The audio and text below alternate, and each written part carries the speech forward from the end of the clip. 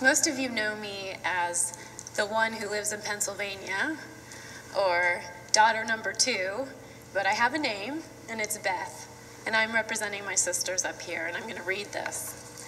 And hopefully I will get through this without losing it. And if I lose it, then my husband's going to usher himself up here and help me out.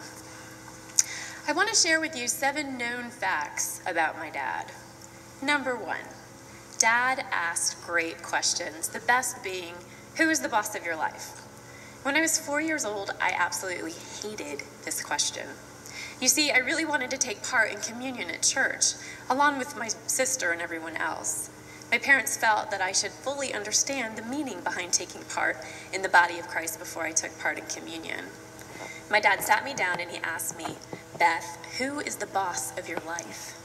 I told him, well, you and Mom are the bosses of me. This was the wrong answer, and it disappointed me to no end. One day, it finally clicked to my little 4-year-old brain. Jesus was the boss of my life. Jesus was the boss of my parents' lives. I finally knew the truth about the truth.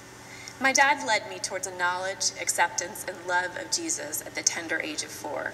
Over the past 31 years of being a Christian, this faith of mine has become fortified as my own, and it all started with this simple question. For this, I am eternally grateful. Number 2, Dad was a good provider. My father was a family practitioner, and he always excelled in his career. He worked very long, hard hours to ensure that his patients were cared for and to assure that his family was cared for too. My dad's work enabled my sisters and I the chance to live in beautiful homes, to travel to wonderful places, to develop our interests and our talents, and generally to live a very comfortable and secure life. My parents' financial sacrifices enabled me to go into my adult life well-rounded and debt-free, and I couldn't have asked for more. Number 3, this is one you've already heard a lot about, but it has to be mentioned.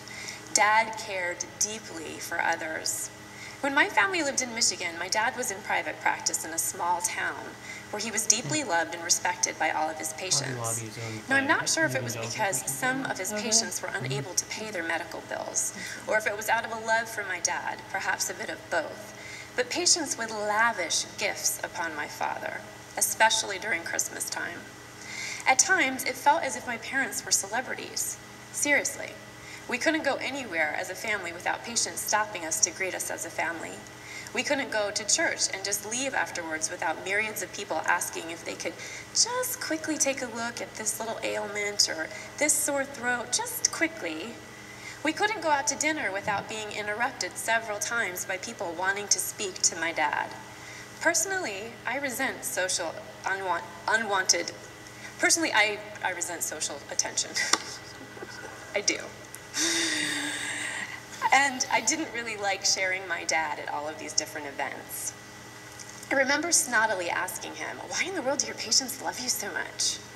His sincere and humble response has always stuck with me.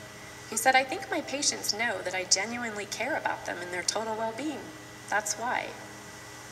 Number 4, Dad loves Mom. My father absolutely adored my mother.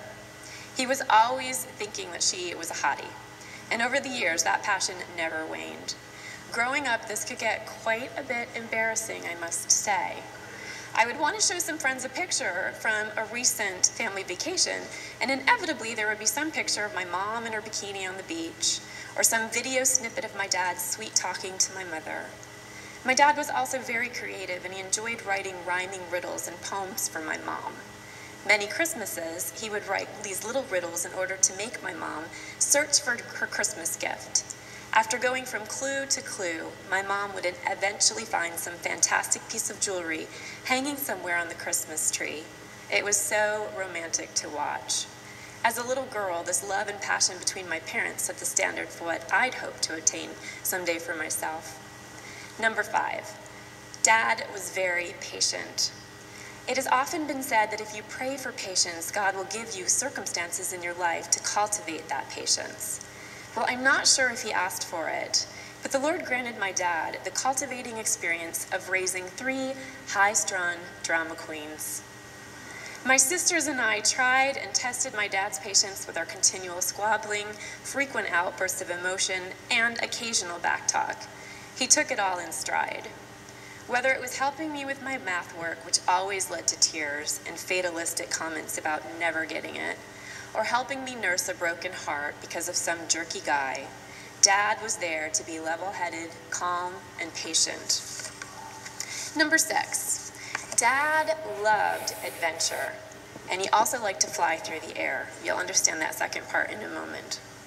Whether it was dune buggying over the sand dunes in Michigan, whitewater rafting in Colorado, or flying the hull of his catamaran on the Chesapeake Bay, Dad loved to take us along on his adventures.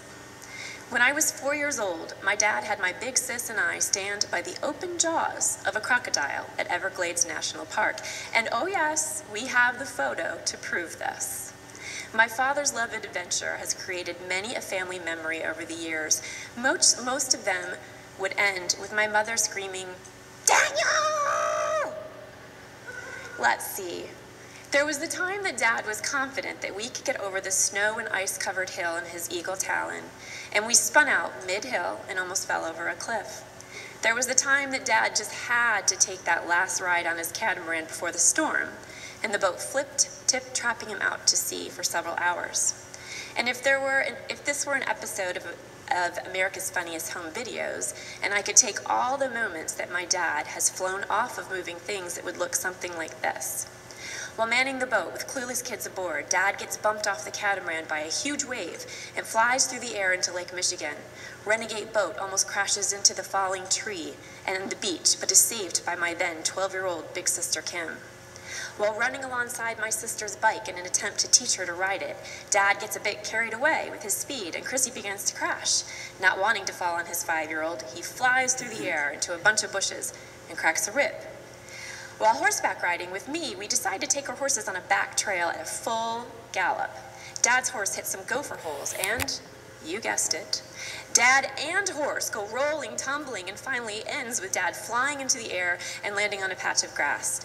Scared the horse would run away, I leave Dad injured in the grass to go after the horse. My family still won't let me forget that one. Sorry, Dad. While skiing in West Virginia, Dad and I decided to try an intermediate slope that somehow turned into mogul hell. I had just completed an entire month of ski lessons and was able to safely maneuver my way down, but Dad, well, he did quite a bit of flying through the air. It was painful to watch. Yes, my dad had many, many adventures, and we were privileged enough to be a part of just some of them. Thanks, Dad, for your passion for your life and your willingness to take risks. I have been enriched and amused by all of our adventures together. Number 7, Dad loved me. When he helped me put baby blue jays back in a tree, when he helped me learn gymnastics by flipping over the couch in the basement, when he helped me look after a sick and dying seagull, when he hugged me and told me to never hold my feelings in, when he took care of me all the times I was sick, when he listened to me ramble on about boys, when he videotaped all of my school concerts and plays, when he marveled at my beauty and accomplishments, my dad told me that he loved me. I never doubted my father's love. His passion for Christ and his example as a godly man has enriched and blessed my life beyond measure. Now, always the editor. When I wrote this 2 years ago and my dad read it, he said, "Yeah, Bets, this is good, but you forgot something. You didn't say anything about me being handy." So yes, Dad. Number 8. My dad was an incredible handyman.